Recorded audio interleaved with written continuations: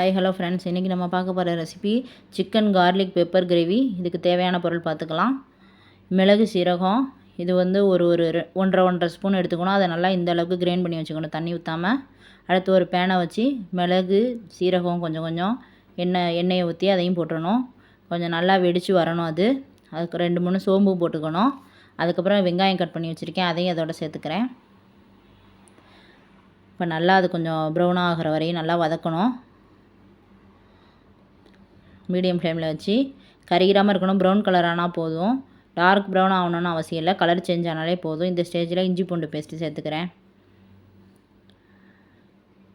அதையும் சேர்த்துட்டு அடுத்து பட்டை, கிராம்பு, ஏலக்காய் பொடி, கரம் மசாலா பொடி அதையும் 1/4 ஸ்பூன் சேர்த்துக்கிறேன். அதையும் சேர்த்துட்டு கொஞ்சம் நல்லா வதக்கி விடணும். இந்த ஸ்டேஜில் தக்காளி கட் பண்ணி வச்சுருக்கேன், அதையும் சேர்த்துக்கணும். ஒரு தக்காளி பழம் போதும். ஒரு பெரிய வெங்காயம், நல்ல ஒரு பெருசாக இருக்கிற வெங்காயமாக போட்டிருக்கேன். இல்லைனா ஒரு சின்ன சைஸாக இருந்துச்சுன்னா ஒரு 2 வெங்காயம் போட்டுக்கோங்க. ஒரு தக்காளி போதும், பெரிய தக்காளியாக 1. இப்போ இந்த ஸ்டேஜில் சிக்கனையும் போட்டுக்கணும்.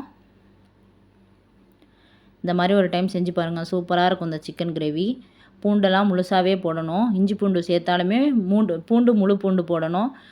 உடம்பு சரியில்லை, இந்த மாதிரி சளி பிரச்சனை இருக்கிறவங்களாம் இதெல்லாம் சாப்பிட்டிங்கன்னா, அந்த பூண்டையும் எடுத்து சாப்பிட்டிங்கன்னா சளி பிரச்சனைலாம் சரியாக போகும். ஏன்னா நம்ம மிளகு சீரகம்லாம் இடித்து போகிறனால. அடுத்து மஞ்சத்தூள் சேர்த்துக்கணும், 1/4 ஸ்பூன் போதும். அடுத்து மிளகாத்தூள், அதுவும் 1/4 ஸ்பூன் சேர்த்துக்கணும். மிளகு ஜீரகத்தூள் தான் நிறையா போடணும். ஏன்னா இது வந்து சளி பிரச்சனை, நார்மலாகவும் சாப்பிட்லாம், சளி பிரச்சனை இதெல்லாம் இருந்தாலும் சரியாக போயிடும். நல்லா சுடு சாதத்தில் போட்டு சாப்பிட்டிங்கன்னா நல்லாயிருக்கும் டேஸ்ட்டு. ஒரு டைம் இந்த மாதிரி செஞ்சு பாருங்கள்.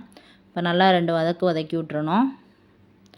இந்த மாதிரி ஸ்டேஜில் மல்லித்தூள் 1 ஸ்பூனு அதையும் சேர்த்துக்கணும். பூண்டு 2 பூண்டு எடுத்து முழு பூண்டாகவே போட்டுடணும், கழுவிட்டு. பூண்டு ஃப்ளேவர்லாம் இறங்கி நல்லாயிருக்கும் சிக்கனு. அதே மாதிரி வந்து சளி இது மாதிரி பிரச்சனை இருந்தாலும் சரியாயிடும். தண்ணி ஊற்றிடணும், தேவையானாலும் ஊற்றிட்டு மூடி போட்டு வேக வைக்கணும். அப்போ தான் வேகும். பூண்டு எல்லாமே சேர்ந்து நல்லா ஒரு 1/4 மணி நேரம் வெந்ததுக்கப்புறம் அந்த அரைச்சி வச்சுருக்க பொடியையும் அதோட சேர்த்துக்கணும்.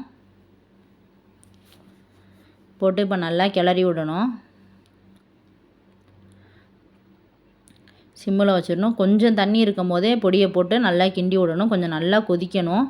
நல்லா மூடி போட்டு வேக வச்சிங்கன்னா தான் பூண்டுலாம் நல்லா மைமையாக வெந்துடும். அப்போ தான் நல்லாயிருக்கும் சாதத்தில் வச்சு சாப்பிட்றதுக்கு. மாவு மாதிரி வெந்துடும் பூண்டெல்லாம். நல்லா சூப்பராக இருக்கும். இந்த மாதிரி ஒரு டைம் செஞ்சு பாருங்கள். அதே மாதிரி வந்து மிளகு சீரகத்தெல்லாம் கொஞ்சம் லைட்டாக வறுத்துட்டு தான் நான் நுணுக்கணும். சம அளவு போட்டாலும் சரி, இல்லை முன்ன பின்ன நீங்கள் போட்டுக்கிட்டாலும் சரி, மிளகு ஜாஸ்தியாக ஜீரகம் கம்மியாக. இந்த மாதிரி ஒரு டைம் செஞ்சு பாருங்கள் ஃப்ரெண்ட்ஸ். இந்த வீடியோ உங்களுக்கு பிடிச்சிருந்தா லைக் பண்ணுங்கள், ஷேர் பண்ணுங்கள், கமெண்ட் பண்ணுங்கள். மறக்காமல் சப்ஸ்கிரைப் பண்ணுங்கள் friends. Okay friends, thanks for வாட்சிங்.